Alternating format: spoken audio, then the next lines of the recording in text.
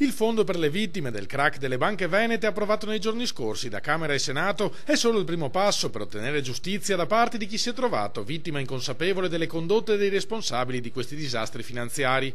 Lo affermano all'unisono le 10 associazioni radunate sotto l'etichetta Unite per il Fondo. Ricordiamo che la legge non è ancora perfetta, sono necessari dei decreti e dei regolamenti attuativi che noi 10 associazioni CNCU abbiamo messo a disposizione i nostri uffici legali che in collaborazione con il Ministero dovranno elaborare appunto questi decreti e regolamenti attuativi. Regolamenti che dovranno stabilire innanzitutto i criteri di priorità per l'accesso al fondo.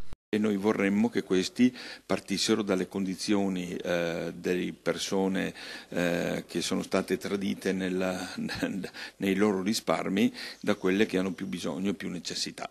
Nonostante le risorse siano raddoppiate rispetto ai 50 milioni inizialmente previsti, riconoscono dalle associazioni, si parla di cifre ancora distanti da quelle auspicate da migliaia di risparmiatori truffati.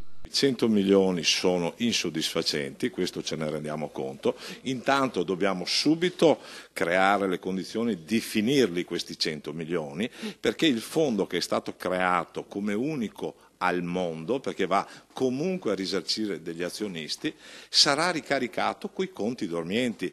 Le 10 associazioni, che rappresentano complessivamente circa 100.000 persone, si propongono quindi di continuare l'azione di pressione sul governo per garantire ai risparmiatori rovinati un vero risarcimento. Se noi continuiamo a ricordarci prima i risparmiatori, marceremo uniti e colpiremo con vittoria gli obiettivi.